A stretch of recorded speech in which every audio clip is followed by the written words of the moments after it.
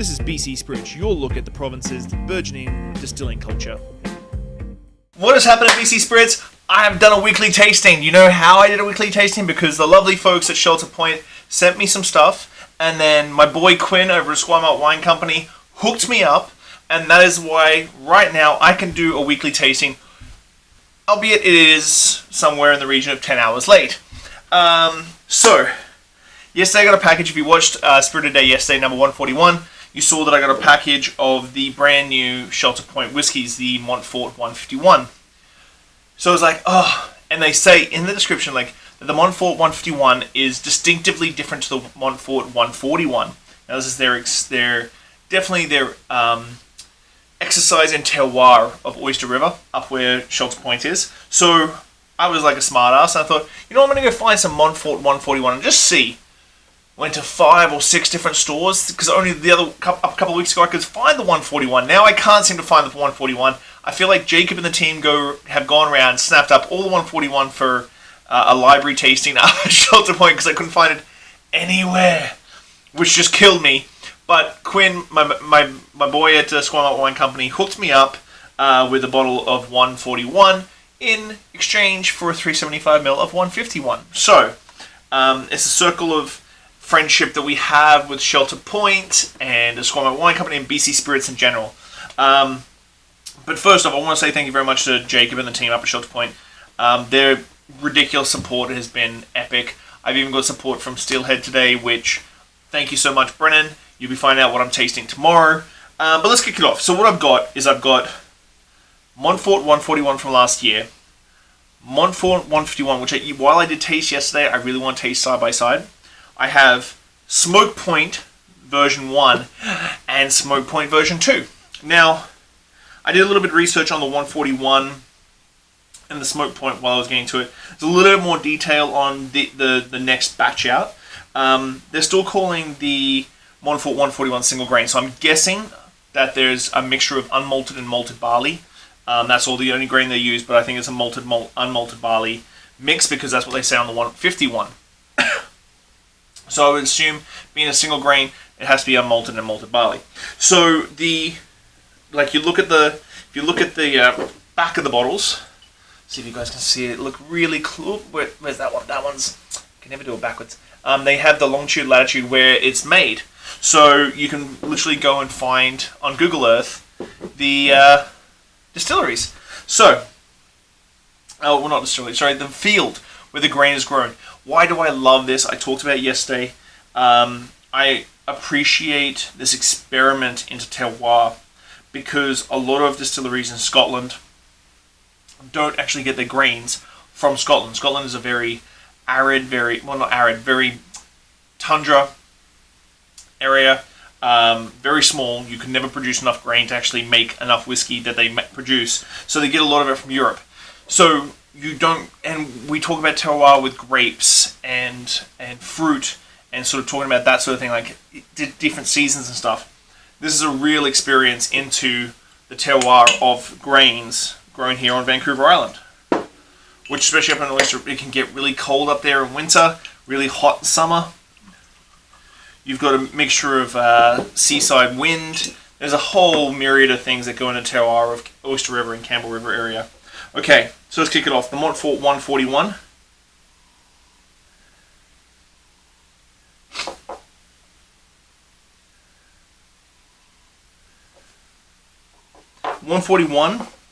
Definitely deeper. It's got a deeper sort of malty heavy note. There's just a base note there that the 151 has a small orangey sort of nose to it. Almost umami. Like, I don't want to say soy sauce because that's a horrible, but very, like, almost like deep umami style nose.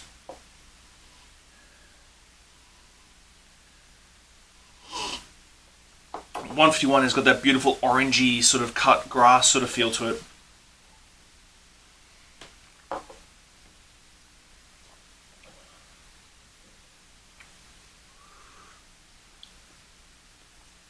One for one, beautiful grain structure.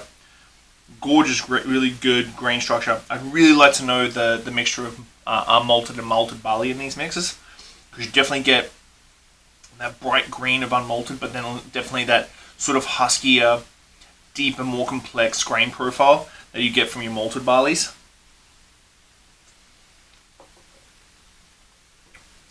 Just a really great expression. Like, it's this. I feel like this is the definition of Shelter Point. Is their Montfort line. Their artisanal single malt was fantastic, but I feel like the Montfort is their defining like thing. Even though it's not necessarily their entry level, but it's their defining. This is Shelter. This is Oyster River. This is Shelter Point. Yeah, the 151, the 151. Shouldn't call it 151, should I? 151. Definitely a bit more complex on the nose, a little bit more bright citrus, little cocos, grain complexity there.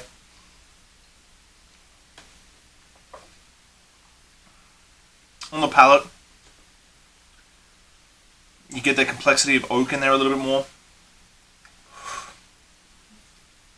I find that this one's almost like grainy, spicy, not like rye grain, but like there's definitely a different sort of spice character to it that plays around with the orange.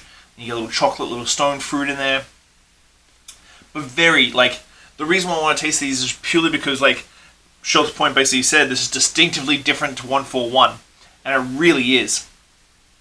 I find this one's high note complexity is much more prominent than the 141. 141 I find is the base note complexity. So, like, deeper complexity is there. And this is all high note complexity. It's very, very interesting. I may do a little tap blend of these two and see how we lie on that one. So let's kick off the smoke points. So I've got smoke point number 1. Now, single malts aged 5 years and then finished in Lefroy casks. So no peat smoke, no smoke of any kind ever touched the grain. This is strictly just the smoke coming from the barrel, imparting that into the liquid.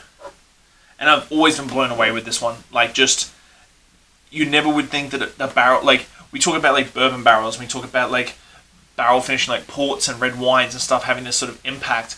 But smoke is such an intangible thing. You know, red wine's tangible. You put red wine in your mouth, you're done. Smoke is almost this intangible thing that you would never think would transport and translate from a barrel from Scotland all the way here.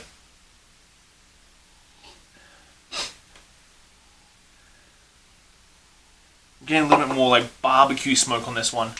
On the first one, like that river rock, that cooking meat on like a campfire sort of nose to it.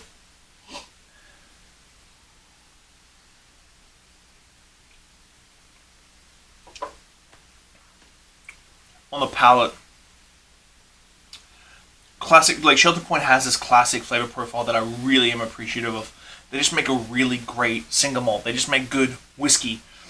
And Lefroy just adds to it. There's a little, like, smoky, salty chocolate there. There's a little brininess. There's a little bit campfire smoke. Now, when smoke, I've talked about this a lot. There's a whole bunch of different smokes that sort of flow around in my head. There's, like, barbecue smoke. Like, what does it smell like when you go to Rib Fest and a Squire Malt? Like, that barbecue, meaty, bacony smoke. Campfire stones, like flinty smoke, like taking river rocks and smashing them together. Then you start getting into bitumen smokes and this sort of thing. Like, there's a myriad of smokes that get stuck in my head.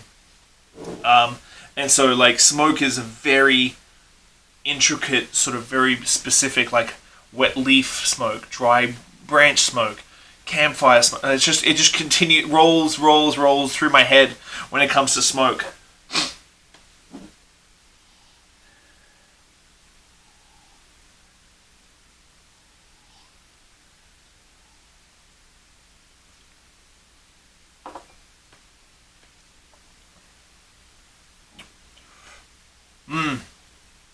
This one's very different. Smoke Point 2 is extremely different. I still think the Lefroy cask, I did my little research before I jumped on the video. But I found, like, Smoke Point 1, the whiskey sort of underlined all that smoke boldness, that boisterousness. And I find this next one, the whiskey's holding up to the smoke. Like, it is like there, like boom, boom, boom, like complementing, working itself together. Really good base notes and flavor profiles from the whiskey, the base whiskey, but the smoke is coming through as a complementary sort of flavor profile. Was the first smoke point was that really great dry campfire flinty smoke in the front, and then the whiskey came second. I think the smoke point 2, the whiskey's coming forward. The whiskey is bold, it's boisterous, and it's like, nope, not this year. I'm gonna beat you out. And the smoke then just sort of lingers in your mouth after you've swallowed, and you breathe out. And still that sort of very classic Islay peaty smoke. I find this one's a little bit deeper, a little bit more broad in the way of like bassy broadness of the smoke. It's not that sort of high flinty campfire smoke, but wow.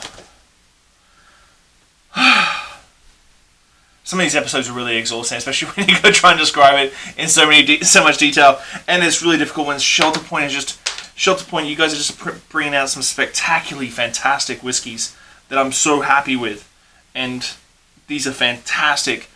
141 is 100% different to 151. Smoke Point 1 next to Smoke Point 2, very different again. I implore you to go try and find all these if you can, unless you've got buddies like Quinn. Taste them side by side. Distinctively different. I think the 151, there's a little bit of high alcohol there that can blow off just a smidge in the glass. I think it's gonna mellow out a little bit over the next week or two, and that's going to be fantastic. But the Smoke Point 2 compared to Smoke Point 1, completely different whiskies from the same producer with the same methodologies, different vintage. This is an experiment in terroir that we don't see very often in whiskies ever. So while my weekly episode is a little bit late, I challenge you to say that I didn't do a weekly episode this week. Thank you guys for the support. Thanks everybody who've supported me with BC Spirits recently. As you see, I'm rocking out some swag. If you want some swag, go to the store, buy some. Keep me in the life I've become accustomed to.